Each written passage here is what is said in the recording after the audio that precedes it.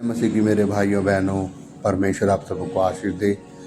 आज हम एक वचन से बात करने वाले हैं, वो ये है कि अपने बच्चों में पक्षपात ना करें। इसका मतलब ये है मेरे भाइयों बहनों कि कई बार हम क्या करते हैं, हम अपने बच्चों के अंदर हम पक्षपात करते हैं, और जब हम पक्षपात करते हैं तो हम एक बच्चे से ज़्यादा प्रेम करते हैं और एक को हम तुच्छ जानते हैं, जबकि हमें ऐसा नहीं करना चाहिए, क्योंकि हर एक बच्चा परमेश्वर का दिया हुआ उपहार है।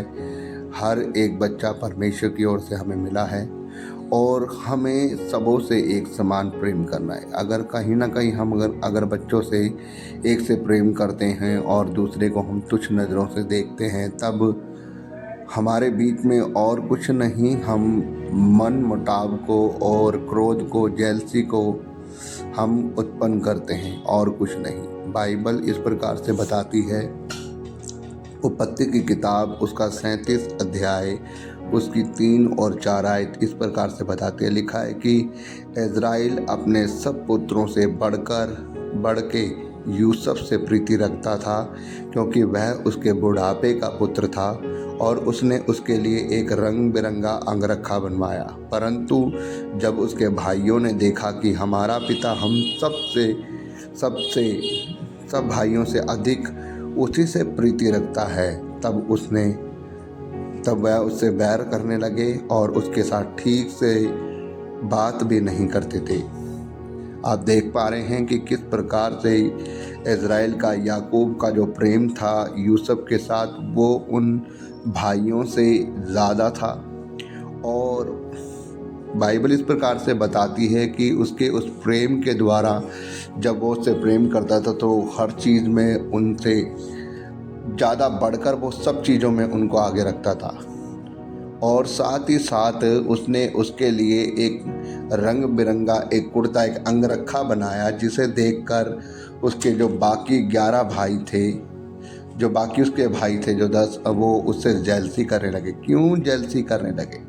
वो इसलिए जेलसी करने लगे कि उन्होंने अपनी आंखों से देखा कि हमारा जो पिता है वो हम सबसे ज़्यादा बढ़कर हमारे भाई से ज़्यादा प्रेम करता है, और उसने उसके लिए एक अंगरखा भी बनाया। तो इस सब चीज़ों को देखकर उनके मन में उसके प्रति जेलसी, क्रोध और एक ऐसा स्वभाव उनके जीवन में बन गया कि वो उसको देखना भी पसंद नहीं करते थे।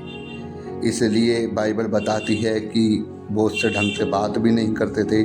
जब वो उनके पास में आता था वो उनसे दूर जाते थे, वो अपने बीच में उसको देखना भी पसंद नहीं करते थे। आज यही होता है, जब अपने बच्चों में हम कुछ ऐसा स्वभाव रखते हैं, हम किसी बच्चे को ज़्यादा और किसी बच्चे को हम कम महत्व देते हैं, तब हम देखते हैं कि हमारे बच्चों के अंदर हम कुछ ना कुछ ऐसा बो देते हैं जिसके द्वारा हमारे बच्चों में, हमारे परिवार में कुछ ऐसा माहौल खड़ा हो जाता है कि वो घर की जो शांति होती है वो शांति खोती जाती है। जबकि परमेश्वर इस प्रकार से कहता है, याकूब की किताब उसका 2 अध्याय और उसकी 1 आयत में इस प्रकार से लिखा है, हे मेरे भाइयों, हमारे महिमा युक्त प्रभु यीशु मसीह पर तुम्हारा विश्वास पक्षपात के साथ ना हो। हालेलुया। क्या कह रहा है परमेश्वर का वचन?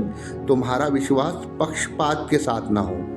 किसमें? महिमा युक्त प्रभु यीशु मसीह में। मतलब कि तुम्हें किसी भी व्यक्ति में पक्षपात नहीं करना, तुम्हें क्या करना है? सबको एक समान देखना है और सबसे प्रेम करना है। याद रखें कि जब भी आप ऐसा कुछ स्वभाव अपने बच्चों के अंदर करते हैं, आप एक से ज़्यादा प्रेम करते हैं और दूसरे को तुच्छ जानते हैं, तो आप फैमिली के अंदर संघर्ष को पैदा कर रहे हैं, आप उनके मनों के अंदर कुछ जेलसी को भर रहे हैं, आप कहीं ना कहीं उनके अंदर वो चीज़ पैदा कर रहे हैं जो कल को आकर आपके उस परिवार को, जिसमें आप खुशी देखना चाहते हैं, एक बड़े संघर्ष को देखते हैं। अगर आप देखते हैं एसाव और याकूब के लिए भी अगर आप देखते हैं, तो बाइबल इस प्रकार से बताती है कि उसकी माँ ने याकूब से ज़्यादा प्रेम किया, है ना। एसाक के बेटे याकूब से उसने ज़्यादा प्रीति करी और उसके बाप ने, एसाक ने, एसाव से ज़्यादा प्रीति करी। इसलिए उसकी माँ ने उसके साथ छल से उसको वो आशीर्वाद दिलवा दिया और उसको वहाँ से भगवा दिया। तो मैं आपको एक बात बताना चाहता हूँ मेरे भाइयों, मैं ये बताना चाहता हूँ कि जब आप ये सब चीज़ें अपने बच्चों के अंदर बो देते हैं तो आप इस चीज़ की कभी भी कल्पना नहीं कर सकते कि मेरे बच्चे इकट्ठा रहें और मेरे बच्चों में आपस में प्रेम रहें और वो आशीषित रहें। आप इस चीज़ की कभी भी कल्पना नहीं कर सकते। क्यों? क्योंकि आपने जो खुद उनके अंदर जो जहर बो दिया है क्रोध का और जेलसी का, वो उनके अंदर वो काम करेगा ही करेगा।